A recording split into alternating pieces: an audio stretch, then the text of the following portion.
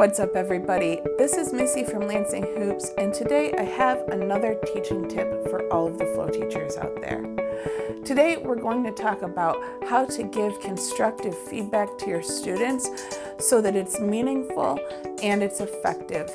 So we've all had the kind of feedback where someone says to us, "Hey, good job," or "Keep going, you can do it," but it's pretty vague and it leaves us wondering, can I do it?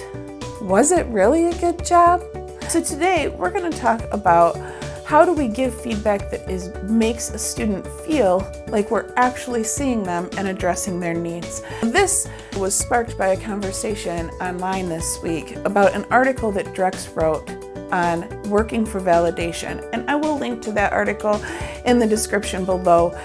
But in response to that, someone said, how do we help people stop working for validation?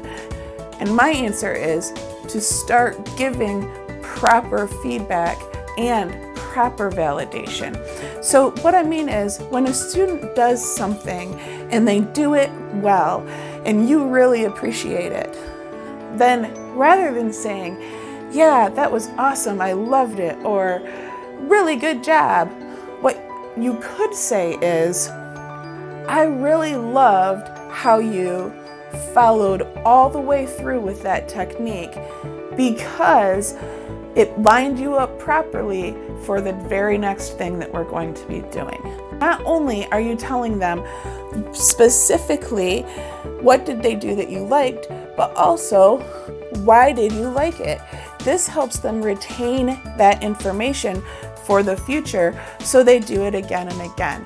That way, every single time they go to do that technique and they follow through, they'll remember, "Oh yeah, when I follow through all the way, I'm perfectly lined up to do this next thing that we're going to do." So that's my first tip, is when you're giving someone a compliment, do so in a way that tells them exactly what you liked and also why you liked it. It'll make them feel good, and it also helps them understand what they're doing well. Now, what happens if somebody does something and it's not that great? Now, this is what the conversation was about in response to Drex's article. Somebody does something, it was kind of meh. Maybe they performed a technique and they didn't do it well, or maybe you watched a performance and it was just like kind of okay. It wasn't bad, but it wasn't great. Now, often the response from a crowd or from a super supportive group of friends will be to give that person all of the cheers. "Yeah, good job, way to go. I really loved what you did. It was amazing. You looked beautiful." And while all of those things might be true to some extent, they're not true in the fact that you really weren't wowed by that performance or by that effort. So how do you give constructive feedback to someone who didn't do well? There's several different ways to do that. One of my favorite ways is sometimes referred to as the sandwich. I like to call it praise, correct, praise. And what we do is we start with something that they did do well. Now again, when you share something that someone does well, you have to say what they did well specifically. So, "I really love how you are focusing super hard on what you're doing and trying to get the right technique." That's the praise. Now here's the correct. "I think if you relaxed your body a little bit, it might be easier to focus." Now you're still letting them know it's okay to focus and to try hard, but they don't have to be so rigid. And then you follow it up with another praise. Again, it has to be meaningful. So after you say, "I think if you relax just a little bit, you'll find this is a lot easier," you're almost there, and your focus has you in the right spot to really nail it. So again, you're praising something that they're doing really well, and you're also telling them something that they can improve on. So this gives them validation that their effort is working, and everybody needs validation, but also it gives them something to strive towards.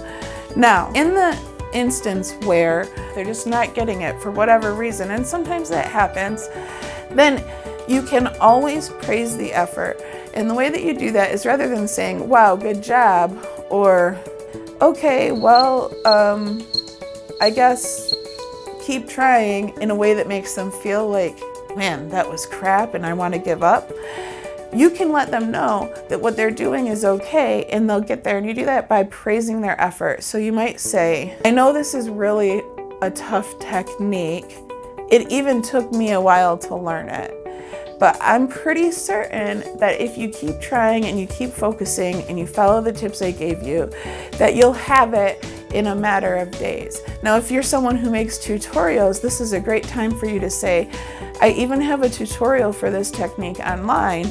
So if you want some more help later and you can't remember what I said, go ahead and check it out there because I review all of those tips. And let me know if you have any questions. So this lets them know, even though whatever they're doing isn't there yet, it will be if they keep working on it. Those are two ways that you can give constructive feedback that allows people to take in what you're saying and believe it, and also take action on whatever you're saying so that it's meaningful and it improves their future performance or their future skills. If you have any questions, hit me up in the comments below and make sure you subscribe to Lansing Hoops. If you want other teacher tips and tricks, tutorials delivered straight to your inbox, you can sign up for my newsletter at lansinghoops.com. Talk to you soon.